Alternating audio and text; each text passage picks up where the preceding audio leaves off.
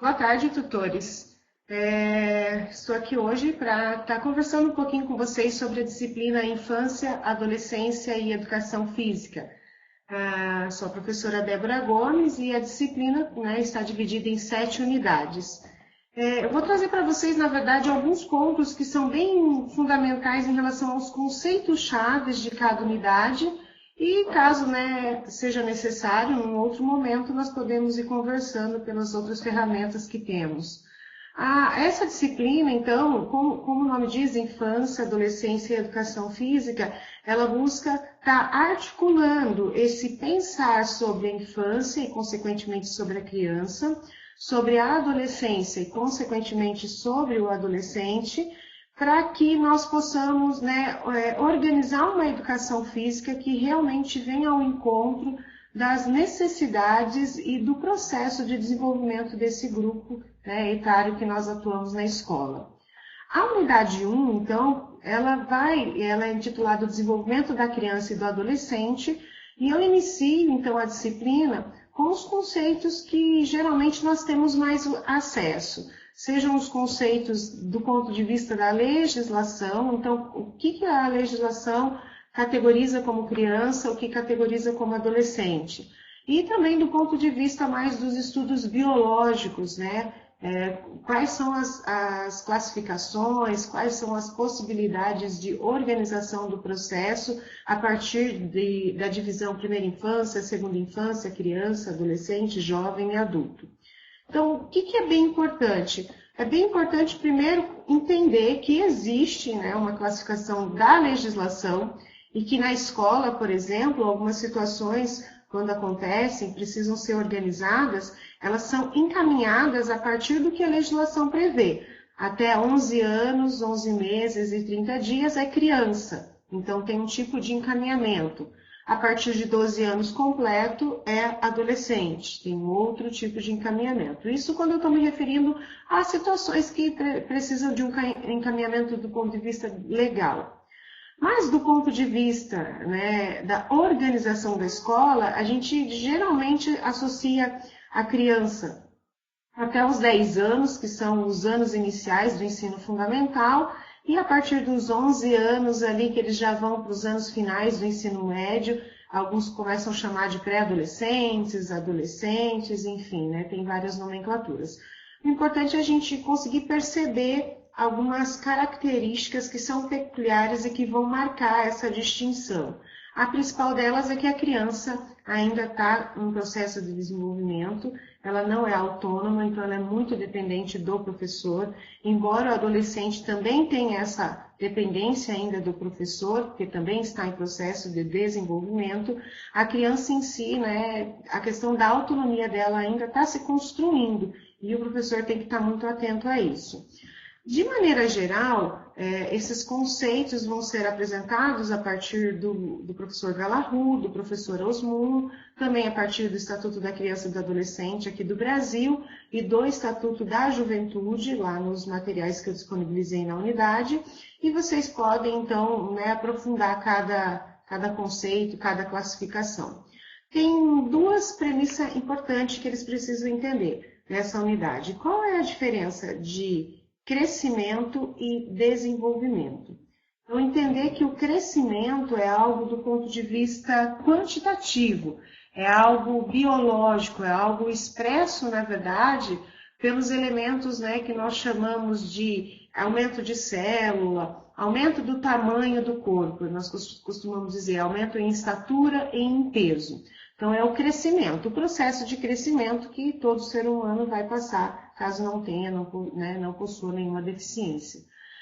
Já o desenvolvimento, ele vai se relacionar justamente com uma série de acontecimentos, uma série de etapas que ao longo da nossa vida vão acontecer e que vão favorecer o nosso desenvolvimento. Ele inicia quando nós somos concebidos e ele cessa só na morte.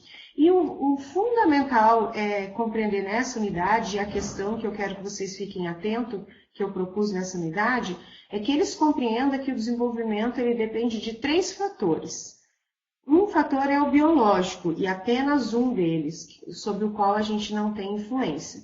Mas os outros dois fatores, que é bem importante a gente conhecer, são fatores externos, né, ou fatores materiais, que são fatores que nós denominamos de exigências da tarefa ou condições do ambiente. Então, é preciso que nessa unidade, nessa disciplina, se compreenda que existem as influências dos fatores biológicos, mas o que prevalece, na verdade, são os outros dois fatores, as exigências da tarefa e as condições do ambiente, que são os fatores socioculturais, que são eles que vão, né, garantir ou não o nosso desenvolvimento, ou garantir diferentes formas de desenvolvimento ao longo da vida de diferentes pessoas. Então, eu gostaria que vocês ficassem bem atentos que nessa unidade eles precisam compreender isso. Existe uma nomenclatura do ponto de vista da legislação, existe uma nomenclatura do ponto de vista dos estudos do desenvolvimento e existe essa divisão na escola que acaba, né, categorizando mais como crianças na educação infantil e anos iniciais do ensino fundamental e adolescente já o segundo, né, período, né, os anos finais do ensino fundamental e ensino médio. E que o crescimento é biológico, é quantitativo, expresso pelo aumento em peso e estatura. Já o desenvolvimento não. Esse é onde nós vamos atuar porque ele se relaciona diretamente com as exigências da tarefa e as condições do ambiente, ou seja, com as mediações, né, com as experiências, com as vivências que cada um vai tendo acesso ao longo da sua vida. O fator biológico é um dos fatores que nós não exercemos controle, mas diante dos outros dois fatores, ele fica, como a gente pode dizer, num segundo plano, no sentido de que o que vai interferir mais na condição do desenvolvimento do aluno é justamente as experiências, as vivências, as relações que vão se estabelecer. Então, eu preciso dessa compreensão nessa unidade em relação à atividade que eu solicitei. Na unidade 2, nós já vamos para a área da sociologia. Então, eu intitulei ela de História da Criança e o Processo de Escolarização e as Concepções de Infância. Então, por que eu coloquei dessa forma, né? Essa unidade ela está toda descrita, ilustrada, inclusive com sugestões de vídeos, resumo no e-book da disciplina. E a ideia é a gente compreender, né, que a criança, ao longo do desenvolvimento da sociedade, a gente tem um período em que a criança tem essa infância negada, ela não é tratada como adulta. Depois, a criança passa por um período em que eles chamam, né, de infância institucionalizada, ela começa a ir para a escola, e a escola começa a contribuir para o desenvolvimento dela. E, por fim, no terceiro período, então, a gente chega no momento em que a sociedade reconhece a criança como sujeito social, como sujeito de direitos e que nós devemos ouvi-la e não só falar por elas. Então, essa unidade vai trazer uma breve, na verdade, história de todo esse processo que se inicia, né, com o livro do Arrier, no sentido de que ele começa a relatar a partir de imagens como que era a criança na sociedade europeia, como que se dava, né, a relação dessa criança com o mundo adulto, e depois até entramos no processo de institucionalização e eu passo nesse e-book para a compreensão também do processo de institucionalização da criança, né, da educação da criança aqui no Brasil, e como que a gente compreende a infância, ou deveríamos compreender a infância, ao longo dessa breve relato dos aspectos históricos. O que é bem importante, então, nessa unidade, qual é o elemento-chave? É compreender que, seja na Europa, seja aqui no Brasil, em tempos distintos, a gente tem a criança, né, dentro da sociedade sendo vista como alguém mais uma pessoa, né, inserida e imersa no mundo do adulto, não dotada de especificidades, não respeitada na sua condição de não autonomia, de não identidade, ainda no sentido que está sendo construída, ou como, né, o autor Faboni chama, que é a criança adulto, ou a infância negada.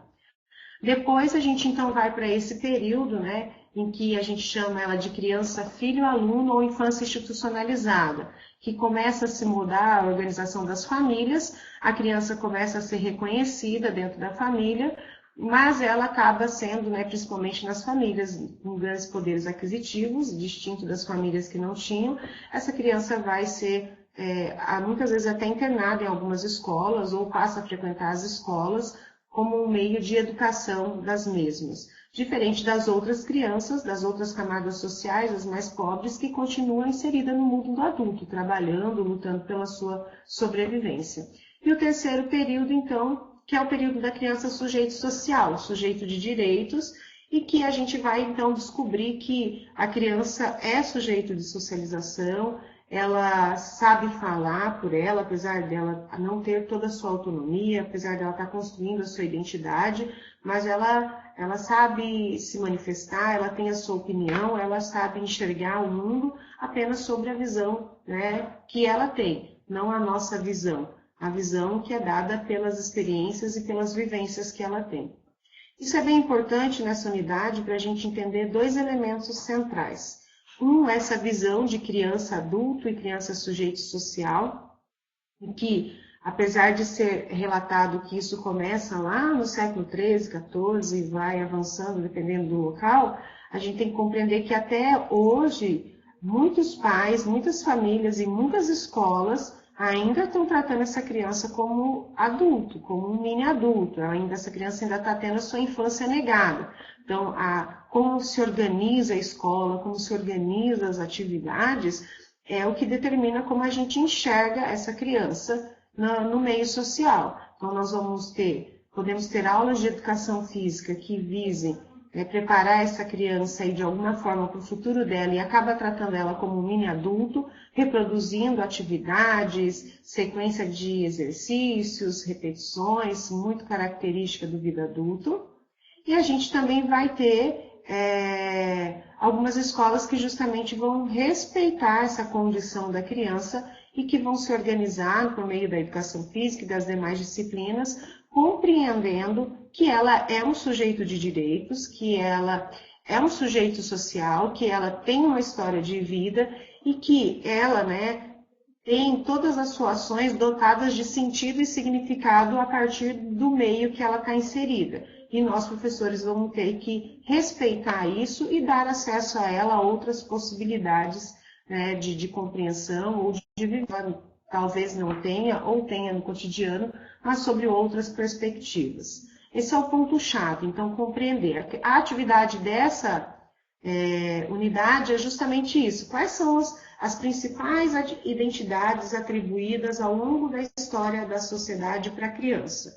E as principais identidades que eles têm que chegar de alguma forma na resposta é essa. A criança adulta, ou mini adulto, ou infância negada, onde a criança ficou ignorada, ficou à margem da sociedade, um período marcado pelo não sentimento de infância. O período, então, que a criança começa a ser enxergada como filho, mas também como aluno, e ela vai ter toda a sua educação institucionalizada, período esse marcado principalmente pela Revolução Industrial e pós-Revolução Industrial, onde que a família, então, começa a preparar continua pensando na criança para o futuro, mas começa a ter a opção de pôr na escola para preparar essa criança para o futuro, Por isso que chama-se a criança, institucionalizada, filho-aluno ou infância institucionalizada. E, por fim, o terceiro período, como eu já disse, a criança como sujeito social, sujeito de direitos, reconhecida por leis, mas também reconhecida por uma série de estudiosos que percebem na infância justamente a necessidade de estarmos contribuindo para o desenvolvimento dela, entendendo as suas especificidades. Ela não é um mini adulto, ela não é um adulto, ela não é adolescente, ela é criança. E como criança, ela é dotada de uma série de experiências que devem ser respeitadas, valorizadas e favorecidas no processo educacional. Unidade 3, agora, a prática pedagógica, então, da educação física escolar e a criança. Então, partindo do princípio de que a gente entende a criança como sujeito social, como que vai se dar a prática pedagógica com a criança, seja na educação infantil ou nos anos iniciais do ensino fundamental?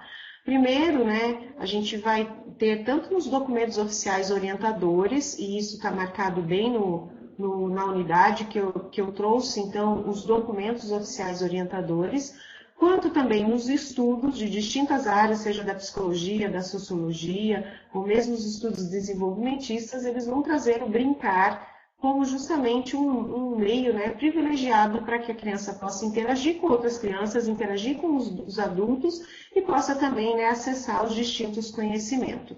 Então, nessa unidade, a unidade 3, eles precisam compreender justamente essa condição, né, da criança que, por meio do brincar, pode acessar os distintos conhecimentos, os distintos conteúdos, que no caso da educação física vai ser expresso pela ginástica, pelos esportes, pela dança, pelos jogos e brincadeiras e pelas lutas. Porém, com crianças, os documentos vão nos orientar que tanto os esportes quanto as lutas não vão ser trabalhados propriamente ditos, mas vão ser inseridos, né, de maneira lúdica por meio de brincadeiras, de ações, para que futuramente, quando, né, eles estiverem na segunda fase do ensino fundamental, eles comecem então a ter um acesso mais específico a determinadas práticas. Também o que é importante compreender nessa unidade é que todos esses conteúdos devem ser priorizados a partir da questão da vivência. Então, a criança tem que ter acesso às distintas vivências que favoreçam o brincar, e o brincar relacionado com a ginástica, com as danças, com os jogos e brincadeiras e com os esportes e as lutas não propriamente ditos. Ou seja, eu não preciso trabalhar com o esporte oficial, nas suas regras oficiais e etc. Mas eu posso trazer elementos do esporte de maneira que a criança consiga brincar, jogar dentro das condições, né, que ela dispõe naquele momento. Tem três elementos fundamentais que a gente trabalha com a criança. Então, o elemento central são as práticas corporais, né, expressa por meio do movimento, e eu vou trabalhar com essas práticas corporais, eu vou favorecer o movimento da criança pensando nesses três elementos. Um deles é a socialização, para que ela possa, então, se relacionar com outras crianças, com o adulto, enfim, com as pessoas ao redor, ali na comunidade escolar também, e também fora da escola, para que ela aprenda, né, brincar com o outro, brincar com os outros, brincar com grupos diferentes. Tem também um dos elementos, além da socialização, que é justamente a ampliação do repertório de práticas corporais infantis dessa criança, que é justamente a gente trazer para essa criança várias possibilidades de práticas corporais infantis. Várias brincadeiras, vários jogos, várias danças, vários elementos ginásticos, movimentos, para que ela realmente possa ampliar o seu repertório. E, por fim, né, contribuir, então, para o que a gente chama de autonomia e identidade corporal dessa criança, para que ela possa ir adquirindo a autonomia para conseguir se virar sozinha, como nós dizemos, para que ela possa brincar, e ao mesmo tempo para que ela vá construindo, né, e formando a sua identidade corporal, no sentido de descobrir as possibilidades em relação ao movimento pelo nosso corpo.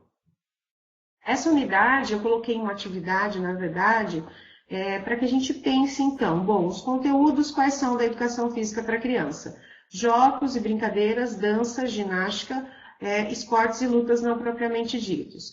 Quais são os elementos, os eixos que a gente vai trabalhar? Socialização, ampliação do repertório motor, né, das vivências, né, das práticas corporais infantis dessa criança, bem como a formação de autonomia e de identidade dessa criança, tendo sempre como elemento central a experimentação, as vivências, o movimentar-se durante as aulas. Mas quais são as singularidades da criança? Quais são algumas características que a criança tem e que aí a atividade dessa unidade vai chamar a atenção, que é preciso eles compreenderem? É justamente isso, que ela é dependente sim de outras pessoas, ela é dependente do adulto, né, que a gente precisa cuidar dela, não podemos perder essa dimensão que mesmo como professores de educação física, seja no fundamental ou na educação infantil, nosso papel é não só educar, mas cuidar dessa criança, porque ela ainda não tem essa capacidade sozinha. Ela também está desenvolvendo essa capacidade, né, de autocuidado, autonomia e de saber lidar com as situações e tomar decisões. Ela está no intenso desenvolvimento físico-motor, então de uma semana para outra a gente vai percebendo os desafios que a gente vai propondo e ela mesma vai trazendo, a gente vai percebendo grandes mudanças, tanto do ponto de vista quanto do ponto de vista motor. Ela também tem capacidade de aprender por diferentes linguagens, seja linguagem verbal, seja linguagem não verbal, mas é importante a gente diversificar os nossos instrumentos e as nossas atividades no intuito de favorecer, né, uma ação dessa criança por diferentes linguagens, seja escrita, seja falada, seja corporal, seja por meio do desenho, da música. E entender, né, que o brincar vai ser sempre a maneira mais importante, a maneira que deve ser favorecida e privilegiada no trato com qualquer conteúdo, seja ginástica, seja dança, seja os próprios jogos, né, e brincadeiras, seja os esportes ou sejam as lutas. Entender que ela tem capacidade para aprender. Toda criança, qualquer pessoa aprende, e toda criança tem essa capacidade de aprender, então não podemos subestimar isso nela. Então, essa questão é para isso, para que a gente olhe para a criança e compreenda justamente que, apesar dela não ter autonomia e não ainda saber se cuidar sozinha, depender de alguém, mas ela é sujeito, ela é um sujeito social que tem seus desejos, suas vontades, que sabe se expressar, seja verbalmente, corporalmente, e a gente tem que valorizar isso. A unidade 4, então, aí eu faço o mesmo retorno, assim como na infância a gente foi compreender do ponto de vista da sociologia o que é infância, na adolescência também. Então, a unidade 4 vai trazer da onde surge, né, essa concepção de adolescência. E daí a gente vai entender justamente que, assim como a infância, né, esse é um período que é marcado e é dado pelas distintas histórias da sociedade, e a adolescência, então, surge no momento em que justamente você precisa compreender que não tinha, por exemplo, vaga de trabalho para todo mundo. Estavam surgindo profissões ou formas de ocupações que exigiam uma formação mais qualificada, no sentido de que tinha mais detalhes, precisava se aprender mais coisas. Então, passa-se a prolongar esse período em que se deixa de ser criança, mas também ainda não tem como se entrar no mundo adulto, seja no mundo do trabalho, no mundo das obrigações adultas, mas como eu tenho a família ali, então se prolonga os anos de estudo e você passa a ter uma outra fase determinada culturalmente e socialmente, que é a adolescência, que eu não sou mais criança, né? Eu de alguma forma já tenho autonomia, tenho a minha identidade, enfim, mas eu também ainda não sou capaz de estar inserido no mundo de adulto, no sentido que por conta das convenções em que a gente vai trazendo. Essa unidade vai mostrar vai mostrar para nós justamente isso, que a adolescência é uma construção social, um período ali, né, que se deixa, né, essa pessoa mais tempo com a sua família, vinculado com a sua família, se especializa nos seus estudos e prolonga um pouco a entrada dessa pessoa no mercado de trabalho. E nada tem a ver com essa história de que é período de crise, é período de aborrecência. Cada um tem uma adolescência diferente, cada um vai ter uma forma de se manifestar e lidar com esse período diferente. Existem vários autores que vão definir a adolescência. Então, alguns falam que é justamente uma fase de transição, não é nem criança nem adulto, né? Alguns chamam que é uma fase especial do desenvolvimento, né? Que tem uma dificuldade de estabelecer os papéis. Alguns autores, na verdade, vão colocar que é uma fase, né, necessária para ingresso na vida adulta, que é um momento de definição, de decisões, de crescimento. Ou seja, uma fase determinada pela história da cultura, né, de cada sociedade. O que é importante compreender de tudo isso? Compreender que, assim como a infância, a adolescência, ela é dada e estabelecida pelas diferentes condições e cultura e história da sociedade. Então, todo mundo é criança no período da vida, todo mundo é adolescente. Isso é dado pela questão da puberdade, da não autonomia, do corpo também, da formação, uma série de fatores. Mas, apesar de todo mundo ter sido, nem todo mundo tem o mesmo tipo de infância. E adolescente também. Nem todo adolescente tem o mesmo tipo de adolescência. Por isso, eu não posso achar que todo adolescente é aborrecente, ou que todo adolescente está em crise, que cada um vai ter uma história de vida diferente, cada um vai lidar com esse período da vida de forma diferente. Então, como professor, eu já não posso, né, criar essas marcas e esses preconceitos e já pensar na minha aula a partir dessas marcas e desses preconceitos. A atividade da unidade é justamente para que eles consigam perceber quais são os diferentes, né, conceitos que é atribuído à adolescência por diferentes autores. Então, eu gostaria que eles identificassem os textos que eu apontei como os textos para estudo, que são 2 artigos, quais são os conceitos de adolescência que se traz nesses textos. São iguais, são diferentes? O que eles têm em comum nesses conceitos? Porque a gente vai perceber que, dependendo de cada autor, alguns elementos vão se reafirmando, como essa fase de transição, como, né, a entrada do período da vida na puberdade, onde há modificação nos órgãos reprodutores e etc. E alguns autores vão justamente perceber a adolescência como uma categoria social. E a atividade é isso, eu gostaria que eles consigam perceber os diferentes conceitos que são trazidos por diferentes autores nos 2 textos sugeridos como texto referência para estudo. Aí a gente chega na unidade 5, que assim como na criança, então vai tratar justamente da prática pedagógica da educação física escolar e o adolescente. E partir também dos documentos para compreender, então, que agora os conteúdos continuam sendo os mesmos, a ginástica, a dança, os jogos e brincadeiras, os esportes e as lutas, e a gente tem também o próprio documento agora novo da Base Nacional Comum Curricular, que vai falar das práticas de aventura no meio urbano e no meio rural.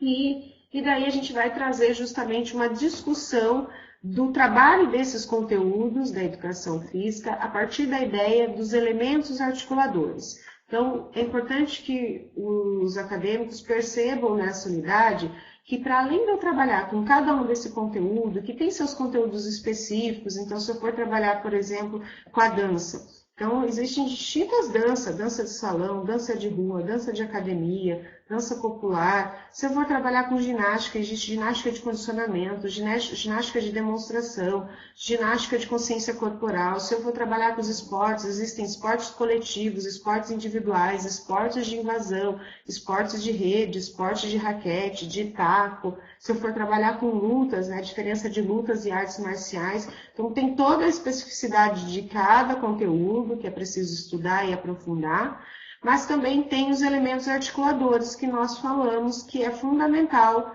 né, trazer para a discussão no trabalho nos anos finais do ensino fundamental e no ensino médio. O que são esses elementos articuladores? São justamente isso, temáticas que precisam ser articuladas com a vivência das diferentes práticas corporais. Então, fica bem fácil de visualizar, por exemplo, quando a gente fala ginástica de academia. Aí eu vou associar a temática saúde, eu vou associar a temática corpo, eu vou associar a temática lazer, talvez. Estou trabalhando em esporte, eu vou associar o elemento articulador da esportivização, a técnica e a tática. Mas eu também posso associar outros elementos, né? A mídia, a próprio mundo do trabalho, a própria diversidade. Então, são, na verdade, 9 elementos articuladores, que são a cultura corporal e o corpo, a ludicidade, a saúde, o mundo do trabalho, a desportivização, técnica e tática, lazer, diversidade e mídia, que devem ser abordados, né, a partir de uma visão que vai ampliar justamente a vivência, as experiências relacionadas, seja ao jogo, ao esporte, à dança, à ginástica, às lutas ou às práticas de aventura. A atividade dessa unidade é justamente para isso, para que ele perceba o que são esses elementos articuladores. Bom, se eu estou falando lá do elemento articulador cultura corporal e corpo, então como que eu entendo esse corpo? Eu entendo esse corpo só como biológico ou eu entendo esse corpo também dado, né, pelos pré-requisitos culturais e sociais? Que tipo de corpo é o corpo belo, o corpo bonito, né? Eu preciso estar na academia toda semana, ter barriga tanquinho, ou eu não preciso? Que tipo de corpo eu preciso para viver, para interagir, para me relacionar? Que tipo de corpo eu quero diante disso? Então, é justamente aprofundar essas temáticas que permeiam justamente o processo de vivência das distintas práticas corporais. Então, a atividade é isso, eles têm que identificar esses 9 elementos articuladores, corpo, ludicidade, desportivização, mundo do trabalho, saúde, técnica e tática, o próprio lazer, a diversidade e a mídia, compreender de que forma eu posso trazer, que temáticas, que discussões eu posso trazer a partir desses elementos, e por fim, né, como que eu posso, então, articular isso, né? Como que eu vou trazer isso dentro do contexto do trabalho, seja com esporte ou com uma luta específica. Lembrar que não basta só eu trazer para o aluno a vivência, vou lá jogar futebol, vou lá praticar a ginástica de academia, o body pump, enfim, vou lá fazer musculação, vou lá fazer dança de salão. Tá, mas quais são os temas, as temáticas que se entrelaçam com essas práticas, com essas vivências? Os elementos articuladores são isso e é bem importante, precisa ser compreendido. Aí na unidade 6, a gente vai retomar do ponto de vista da legislação sobre os direitos da criança e do adolescente ao longo da história, buscando desmistificar um pouquinho essa ideia de que o Estatuto da Criança e do Adolescente é ruim, só protege, enfim, o criminoso e um pouco alguns imaginários sociais que a gente tem, mas entender justamente que essa legislação que reconhece a criança e o adolescente como sujeito social e como sujeito de direitos, ela é fundamental para o desencadeamento de uma série de políticas públicas que ainda não dão conta das necessidades que temos, mas que são fundamentais. E então vou trazer algumas discussões, são também 2 artigos, 2 textos que trazem essa ideia quando a criança era vista como menor, um menor abandonado, que tinha que ser punido, que tinha que ser disciplinado, e depois, quando ela vai ser reconhecida, a partir também de alguns congressos internacionais que a gente teve, alguns encontros, algumas declarações que foram assinadas por diversos países e que passam a assumir esse compromisso com a criança, com o adolescente, que inclusive esses compromissos, essas declarações, foram o que fizeram com que a LDB de 1996 fosse publicada, reorganizada aqui no Brasil. Então, reconhecer justamente que esse Estatuto da Criança e do Adolescente garante uma série de políticas públicas, ou deveria garantir, que até então eram negadas, desde acesso à saúde básica, à escola, vaga na escola, que até hoje ainda é uma luta, principalmente na educação infantil, mas é justamente o Estatuto da Criança e do Adolescente que tem feito com que muitas crianças e adolescentes tenham conseguido ter acesso, pelo menos, a condições mínimas de sobrevivência. E a atividade dessa unidade é justamente para que o aluno consiga perceber, o acadêmico, que é essa ideia que se tinha de menor, de situação irregular do menor. Por que se tratava como um menor, o menor abandonado? O que tem por trás dessa palavra menor? Então, eles têm que compreender que é justamente por trás dessa palavra menor, está justamente essa ideia de que essa criança, esse menor abandonado, não serve para a sociedade, não serve para nada, então vamos ou excluir ele de alguma forma, ou vamos disciplinar e moralizar, colocar ele dentro de uma forma para que ele se encaixe naquilo que a sociedade quer dele, do ponto de vista de interesses específicos. E que a gente avançar da concepção de menor abandonado para os direitos da criança e do adolescente constitui justamente um ganho, tanto do ponto de vista da Constituição, do Estatuto, da própria LDB, da organização das escolas, dos postos de saúde, enfim, de uma série de políticas públicas que hoje ainda são deficitárias, mas que têm avançado e que a gente precisa compreender que é esse dispositivo legal que tem garantido justamente o tratamento tanto da criança quanto do adolescente como sujeito social. Para terminar, na unidade 7, então, a educação física escolar como prática cultural e a complexidade da docência no campo. E daí eu trouxe os 2 textos também do Josimar da Olio e do Rezer do Fenstein-Seifer, que vai falar justamente sobre as tensões que a gente tem na educação física, essa contraposição entre soltar a bola e não soltar a bola. Vou trabalhar o que eles querem ou vou trabalhar o que eles precisam? E que vão também trazer algumas questões para que a gente compreenda que dar aula de educação física é tão complexo como dar aula de matemática, como dar aula de história. E os 2 textos vão fazer também os acadêmicos perceberem que eu preciso estudar, eu preciso me preparar. Não é simplesmente, mesmo se eu for dar uma aula de futebol, não é simplesmente ir lá e jogar uma bola. Eu tenho que compreender quem são meus alunos, quais são as principais singularidades, características que eu tenho dentro daquele grupo. o que eu preciso oferecer para aquele grupo, para que eles descubram as possibilidades corporais dentro daquela vivência que eu estou propondo, que eles superem as suas dificuldades. Como que eu vou ajudar aquele aluno que não está conseguindo participar daquela vivência por conta de dificuldade de algum movimento ou de compreensão de alguma questão tática do jogo ou mesmo técnica do jogo? E quais são, então, justamente os elementos, né, complexos dessa situação? O que eu tenho que compreender? Eu tenho que compreender desde o projeto pedagógico, né, projeto político-pedagógico da instituição, até cada atividade do meu plano de aula. Qual é o objetivo? Como que eu vou me organizar nisso? O que eu vou fazer antes? O que eu vou fazer depois? Se o aluno não consegue essa atividade, como que eu vou resolver a dificuldade desse aluno? E os dois textos vão justamente trazer essa condição. E a atividade é justamente para que eles pensem sobre essas tensões aí que a gente tem. Como que eu vou respeitar cada aluno na sua individualidade e ao mesmo tempo dar uma aula para todos os alunos juntos?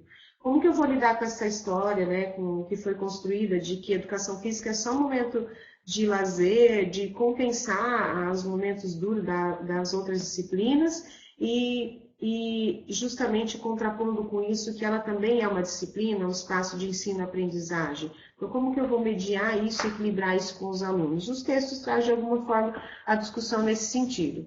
E, por fim, né, como que eu posso transformar, então, a minha prática escolar da educação física no sentido de superar alguns elementos que a gente já observa que não dão mais conta do contexto de uma aula de educação física, mas ao mesmo tempo sem descaracterizar a educação física, porque afinal de contas a educação física é a prática de esporte, é a prática de dança, é a prática de ginástica, das lutas, dos jogos e brincadeiras, mas o que é essa prática sistematizada? O que é organizar uma aula de educação física? Tem diferença em jogar bola na rua e jogar bola na aula de educação física? Então, os dois textos vai fazer a gente pensar um pouco sobre isso e vai, de alguma forma, deixar algumas pistas, né, de como a gente pode estar transformando esses preconceitos ou essas imagens que se constroem em torno do professor de educação física, que muitas vezes acha que vai para a escola e simplesmente, né, vai fazer a chamada do aluno e levar ele de volta para a sala. Então, como que a gente pode superar justamente isso? E a questão gira em torno disso. Ela já é uma questão mais aberta, subjetiva, para que cada um pense sobre isso, né, reflita sobre isso, e a partir justamente dos elementos de eficácia simbólica, de tensões, de complexidade abordado pelos dois textos, consigam propor alguma possibilidade para a prática pedagógica da área. De maneira geral, as atividades são uma atividade por unidade, elas são bem pontuais. No mapa da disciplina eu deixei bem descrito para vocês o que é importante que apareça nessas atividades. E o que eu gostaria de pedir para vocês é que é possível que o aluno vá lá, copie do texto e colhe a resposta, mas que vocês estimulem ele a escrever, reescrever aquilo com as suas palavras. Né? Eu costumo dizer, eu copiei uma frase lá, o que é adolescência? Eu escrevi aquela frase, mas agora olha para mim e fala, o que você entendeu dessa frase com as suas palavras? Então, que nas atividades, né, vocês incentivem eles, estimulem eles a estar escrevendo a partir da sua interpretação. Eu li e compreendi o conceito do autor, mas como que eu interpreto? Então, eu gostaria que vocês, né, valorizassem isso e também chamassem a atenção deles para isso, que não basta só copiar do texto, mas eu preciso compreender. E quando eu compreendo, eu consigo me expressar com as minhas palavras. Pessoal, de maneira geral, das unidades, os pontos centrais são esses. Qualquer dúvida que vocês tiverem, nós podemos, né, ir entrando em contato. Eu vou estar também aí, a partir da próxima, acho que dia 22 agora, final do mês de julho, começam as aulas nos polos, então também vou estar disponível para que a gente possa estar conversando e tirando as possíveis dúvidas. Muito obrigada e até o próximo momento.